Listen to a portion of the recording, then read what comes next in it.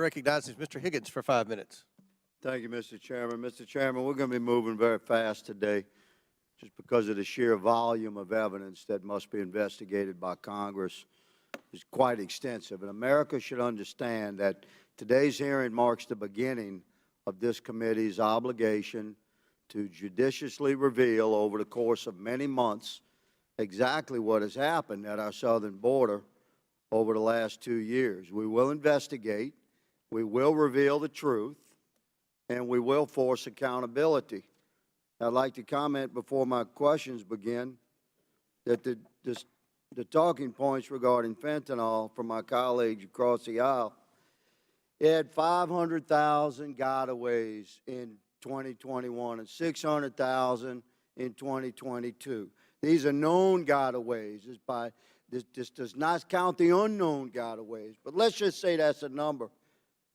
That's over 1 million gotaways. That's stout young men running, as the chief testified, wearing camouflage. They're rolling hard. They got mil-spec radios. They're carrying backpacks. They work for the drug cartels. What do you think's in the backpack? Every American watching this understands there's a tremendous amount of illicit fentanyl and meth crossing between the ports of entry. Chief Modlin and Chief Chavez, I'm going to ask you to keep your answers to yes or no as much as possible. You can expound upon your answers in writing, of course, afterwards, but we'll be moving fast. Chief Modlin, would you agree that part of your job as a career enforcement professional, law enforcement, is to execute policies communicated to you from people above you at your chain of command? Sir, my job is absolutely to execute policy. Thank you. And Chief Chavez, you also agree that you're given policies to carry out by those above you in your chain of command? Yes, sir. My job is to execute on the policies administered by my chain of command. Chief Modlin, do you participate in telephone calls with your up chain discussing how to carry out policies that are directed by Department of Homeland Security leadership? Thank you, sir. It is rare to have detailed discussions about how to execute. That is really the job of the chief patrol agent, to determine how to execute the policies. And do you have conversations on a telephone with your up chain regarding policy and the execution of policy? Yes, sir. Thank you. Chief Chavez, do you also participate in telephone calls of that nature?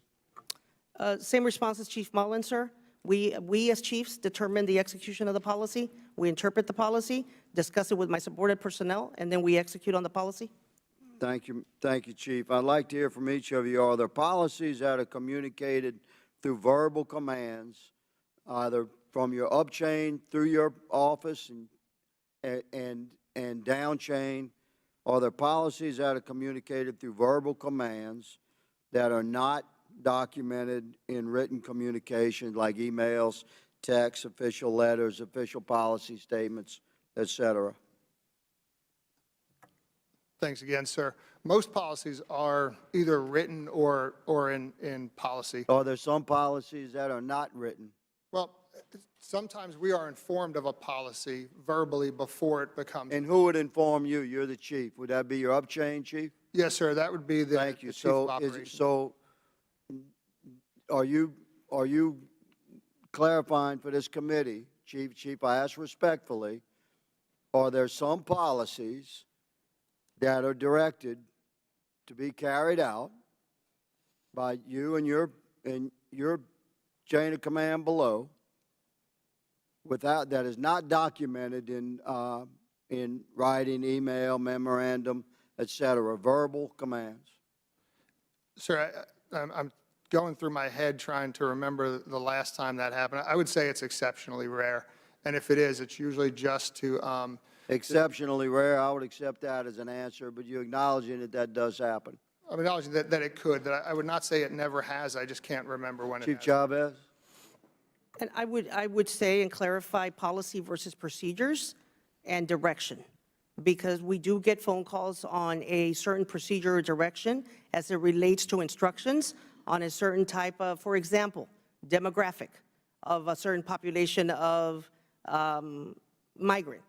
We're going to change the course of this demographic because we are now going to process a certain individual Nicaragua persons coming this way. Now we're going to process them in this direction. That's not a policy. That's a procedure. That's a different type of instruction that is given to us verbally or via email.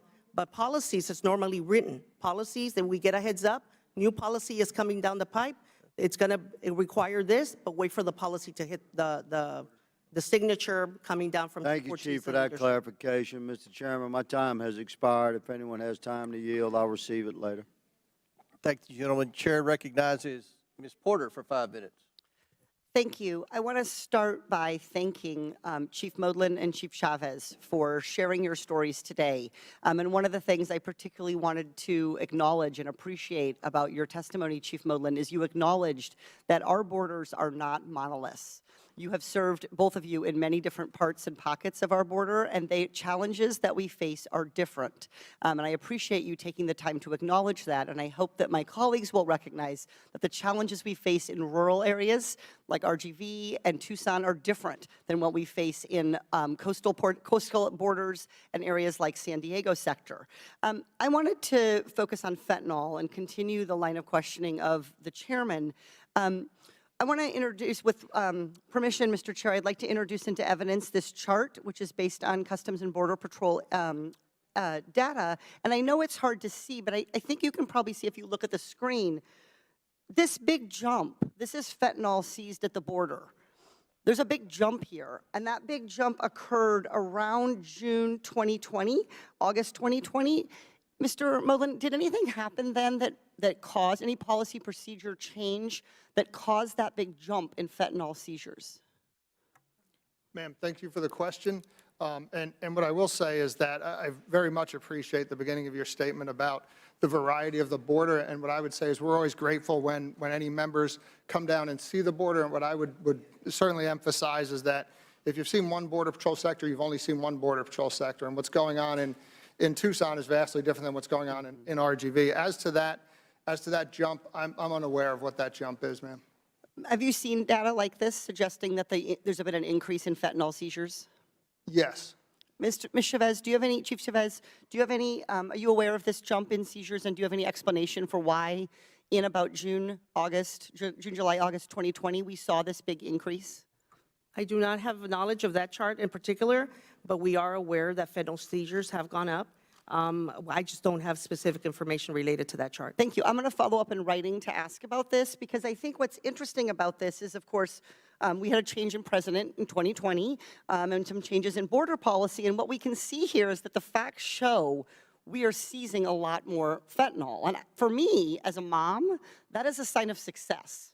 I don't want that fentanyl in this country. It is dangerous, and it kills people, and it makes our communities dangerous. And to me, this is a sign that our Border Patrol and our agents at our ports of entry, which is, of course, where the vast majority of the fentanyl is seized, as you've acknowledged, are doing their jobs. What I find interesting is, despite success here, what we're hearing is an effort to characterize seizures as failures. And that is a change. So what we've seen from my colleagues is tweets that say, you know, over 800 pounds of fentanyl seized. This is Biden's border crisis. That's a tweet from Rep. Stefanik. To me, the fact that you're seizing these drugs is a success. So I think that there's a need here to acknowledge the successful work that you're doing, and I appreciate that. I wanted to ask, as Border Patrol agents, distinguished from those who work at ports of entry doing inspection, are we focusing enough energy and resources on detection and staffing at ports of entry? Because I have been to San Ysidro, I have seen the volume of cars, pedestrians that they are trying to process in a day. The more we do at ports of entry to halt smuggling of fentanyl, does that push it into more dangerous sectors and out into the border areas where you are? In other words, we're squeezing one part of it down, doing more with detection, with technology, X-ray. Is that then pushing people into these more dangerous, different tactics? Mr. Modlin, do you have thoughts on this, Chief Modlin? Yes, ma'am. Thanks again.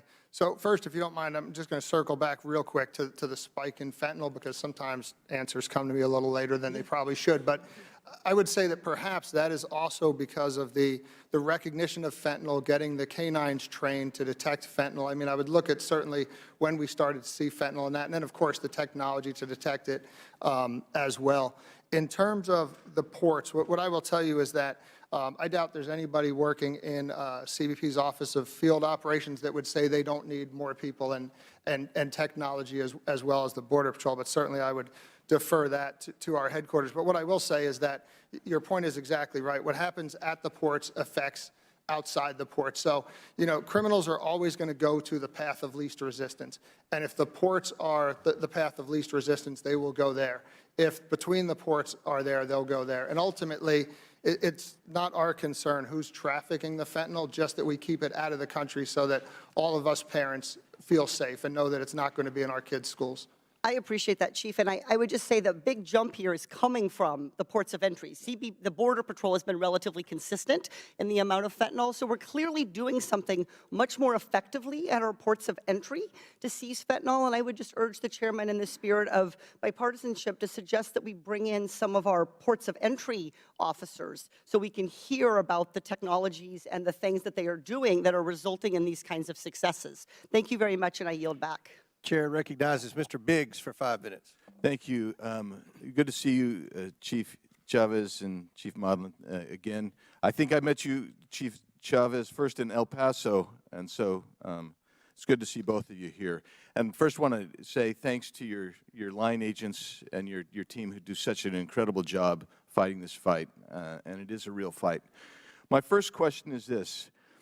What does CBP and Intelligence Division tell you that the percentage of drugs that are being interdicted crossing the southern border? In other words, I know what they've told me. I'm not sure I can say it publicly, but you can.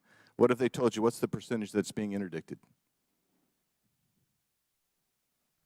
Chief Modlin? Yes, sir. Thanks for the question. I can tell you, I don't know that I've ever seen or heard a briefing that said what they thought the percentage of effectiveness was in terms of narcotics. I can tell you that, we do have a measurement to measure the effectiveness of the border security efforts. And unfortunately, currently in Tucson sector, we tend to be at about 60% effectiveness, and that's due to all of the points I made in the opening statements and one of my earlier responses about the cartels saturating our agents, and of course all the rescues that take place and everything else going on. You get diverted, and then both of your sectors are vastly different. In fact, in Arizona, the Tucson sector is very different than the Yuma sector, totally different. So, but the question that we're hearing is that most fentanyl is interdicted at the ports. Of course, OFO is going to interdict most of it because that's where they have extra machines, dogs, all the personnel and equipment there. And when you have over 1 million people coming in between the borders, many of them, as you said, I think you guys stopped 216,000, Chief Modlin, young single adult males in camo carrying backpacks. So it's a very different thing. So you can ignore that you only catch about 15% roughly at the ports of entry. You've got a major problem. Chief Modlin, I want to talk briefly about the manpower into Tucson sector. I've been told by agents on the ground that some of Tucson's agents are being farmed out or being allowed to go to other sectors. Is that accurate? Thanks again for the question, sir. So there are some agents from the Tucson sector that are outside the Tucson sector. It's a small number. I believe it might be about 20 to 30 now that are going to other sectors. Tucson sector, in terms of personnel, is the largest sector. We have more agents than any other sector. So often, Tucson sector is utilized for things like that. And then Tucson sector also has the largest special operations detachment as well, which is comprised of Borstar and BORTAC. So they're often used in places where we see an increase in, for instance, migrant rescues, water rescues. Then the teams will be deployed as well. And you also have the largest number of known gotaways along the southwest border. Sir, I believe That's Del Rio sector, just barely ahead of us. But You guys go, yeah, you're fighting ours back is a and very significant number, yes, sir. forth. So when I look at that, I guess the question is, because I've been down there many times, how many of your line agents get diverted to detention and processing? Yes, sir. Again, thanks for the question. So this is constantly a challenge with us. As you know, border security operations are incredibly complex. Currently, about 20% of our uniformed personnel are in processing. Thankfully, as Chief Chavez noted earlier, the Border Patrol is starting to utilize Border Patrol processing coordinators that are not law enforcement, that can do a lot of the work that Border Patrol agents have traditionally been doing, that's outside the interdiction work and the work where someone needs to be sworn law enforcement. So let's consider this. If you have an agent that tracks someone, and maybe it's a group of 20 people in the Tucson sector, they can be literally 4 hours before you're going to see anybody able to even come out and pick them up and transport them. Yes, sir. So the very difficult thing about the Tucson sector, multiple mountain ranges, 8,000, 9,000 feet up, and many times these migrants get up into those mountains. It can take an entire shift to track a group, as you described, and even then, they can be apprehended hours from the nearest paved road. And that'll also keep agents off the line and leave a wide open sector. Yes, sir. It all adds to what our agents have to do out in the field, whether it's a rescue, whether it's an apprehension. Thanks. I yield back. Mr. Conley. Chair recognizes Mr. Conley for 5 minutes. Thank you, Mr. Chairman, and I want to thank Chief Modlin and Chief Chavez for being here. Thoughtful testimony. Really appreciate your approach. I just want to point out, though, that part of what we're dealing here in this hearing and in lots of other discussions about this subject is, the narrative being woven that is a false narrative. We need more capacity and personnel at the border, at ports. Well, we had that opportunity in the omnibus. And on this side of the aisle, we all supported it. But on the other side, that isn't the case. So you can talk a good game about we need to beef up, our capacity here and there. But you had an opportunity to vote for $7.2 billion for Border Patrol operations, $65 million for 300 new Border Patrol agents, $60 million for CBP personnel at the ports of entry we're talking about, and $230 million for between the ports technology that you referenced, Chief Modlin. So if we're going to be consistent and talk about the need to beef up the border, you got to vote for it. Otherwise, it's just hot air. Another part of the narrative is, we have all these people crossing the border, and they violate the law multiple times and never show up, of course, for court hearings. And that's really interesting because in the Alternatives to Detention program, I guess last year there were 16,482 undocumented individuals. And I don't know, Chief Modlin, do you know what percentage of those people showed up at their court hearing? Thank you for the question, sir. What I can say is that I don't have an answer for that. So Border Patrol's role in interdiction ends once we serve somebody with an NTA. Once they leave our custody, then we have no means of tracking that. If you don't mind me just circling back to what you said in the beginning about funding the Border Patrol, as I would say to everyone is that, obviously the Border Patrol would like as much funding as we could get. We definitely need more personnel. We need more technology. However, we are a very small piece of this border security issue. And groups like ICE ERO, when they don't have bed space, that's when we see all the other issues. And I'm going to get to that. I thank you sorry, for that sir. intervention. By the way, the answer is 99.4%. So of those individuals, 99.4% showed up for their court hearing. And that's not an anomaly. The American Immigration Council looked at the record over the last 11 years, and they looked at over 2.5 million people who crossed the border in that time period. 83% showed up for the court hearings. So it's not, exactly the Wild West in terms of people complying with their court proceedings. And by the way, you were talking about new capacity, not just personnel. So the president announced putting new scanners at land points of entry on the southern border 123 of them, and that's going to increase inspection of passenger vehicles from, I think, 2% to 40%, and for cargo vehicles from 17% to 70%. Chief Modlin, would that add to your capacity? Would that, do you think, be a material contribution to helping us secure the border better and in the fight against fentanyl? Thank you, sir. So if I understood correctly, you're talking about some scanners that are going to be deployed to the ports of entry. That's right. And so, yes, so that is not where the Border Patrol is at. Obviously, the border is holistic, you know, and so any security of the border is good security of the border. What I would say, though, is that, again, as the ports get strengthened, then it will push more to in between the ports of entry. Right. Because, again, the criminal organizations just want to move whatever commodity it is, whether it's people or narcotics. We understand, but right now, most of that fentanyl is coming through legal ports of entry. So beefing that up, adding that capacity obviously makes some sense. But you're right, we've got to be concerned that an unintended effect isn't to push it down or in between. We've got to beef up capacity, and that's what we're trying to do with respect to that. Will the gentleman yield to a question? Well, I'm almost out of time.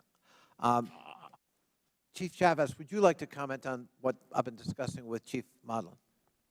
Yes, sir. The scanners going to the port of entry, that's really for the Director of Field Operations to provide some input on. I'm sure they're going to be very useful for them because it's technology, and just like for the Border Patrol, technology is critical between the ports of entry, and they've been very useful, especially automated technology. But I think you would agree, and my time's almost up, to go from 17% of inspection of cargoes to 70% is quite a significant jump, and hopefully becomes a very useful tool for depressing the introduction of illegal fentanyl into the United States. For our partners in blue, I'm sure my partners in blue would very much appreciate that increase Thank in you. efficiency. Thank you both for being here. My time is up.